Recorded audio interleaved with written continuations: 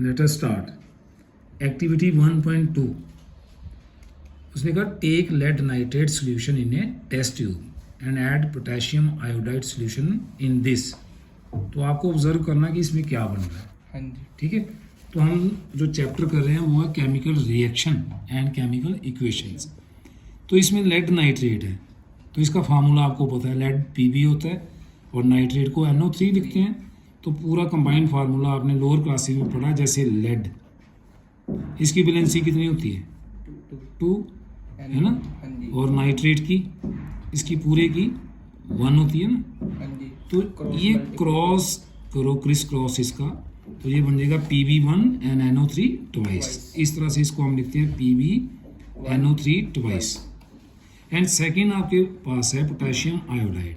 Potassium का symbol K और iodine को हम I से लिखते हैं। अब यहाँ पे इन दोनों की रिएक्शन करवानी है आपको। ठीक है, इन दोनों की रिएक्शन होगी। तो केमिकल रिएक्शन क्या थी, जहाँ हमने पढ़ा कि इसमें रीअरेंजमेंट ऑफ एटम्स होती है और it will form a new product with new property. तो this portion is reactant and this portion is product. अब इसमें क्या है कि lead nitrate and potassium iodide both react together, they are forming lead iodide. तो lead की valency 2 है ना इसकी, तो क्रॉस करके ये PbI2 बना और साथ में इसके पोटेशियम नाइट्रेट। अब करेंगे इसको बैलेंस। तो बैलेंस करने के लिए सबसे पहले हमने देखा Pb सिंगल ही है इसमें, है ना, और नाइट्रोजन बाहर इसकी ब्रैकेट कॉमन 2 है ना, तो 2 एटम इसके नाइट्रोजन के हैं, 2 3 6 ऑक्सीजन के हो गए। तो हम इसको करने के लिए अब करेंगे PbI2, आयोडीन 2 है, तो यहाँ हम आयोडीन 2 बनाने के लिए यहाँ 2 रखेंगे, क्योंकि मैंने बताया आपको कि केमिकल रिएक्शन में जो भी आपने लगाना है उसको मॉलिक्यूलर फॉर्म में लिखना है। यहाँ 2 आ गया इसका, जैसे 2 यहाँ रखा, आयोडीन तो 2 हुए ही, लेकिन पोटेशियम भी कितने हो गए? 2 हो गया। अब यहाँ इसको 2 रखेंगे, पोटेशियम 2 हो गया ना बराबर दोनों में। जैसे ही इसको 2 यहाँ रखा तो नाइट्रोजन 2 हो गए और ऑक्सीजन 2 3 6, तो यहाँ भी 6 हो गए इसके।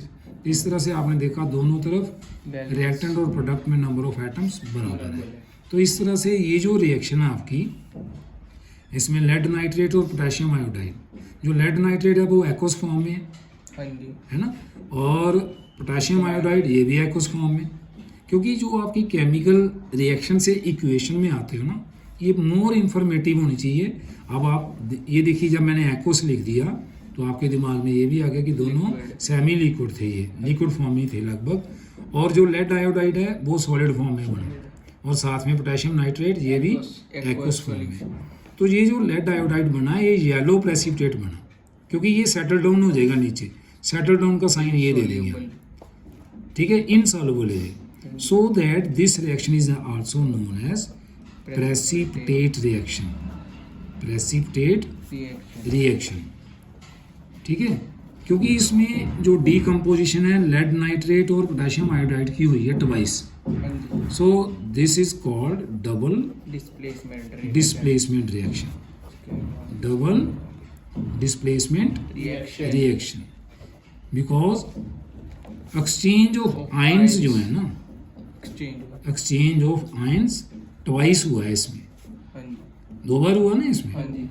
तो इस तरह से हमने देखा कि जो डबल डिस्प्लेसमेंट रिएक्शन है वो कैसी है, इसमें एक्सचेंज ऑफ आयंस ट्वाइस है, इसलिए इसको डबल डिस्प्लेसमेंट कहते हैं। और साथ में इसके प्रोडक्ट में जो येलो प्रेसिपिटेट बना है उसकी वजह से इसको प्रेसिपिटेशन रिएक्शन भी कहते हैं।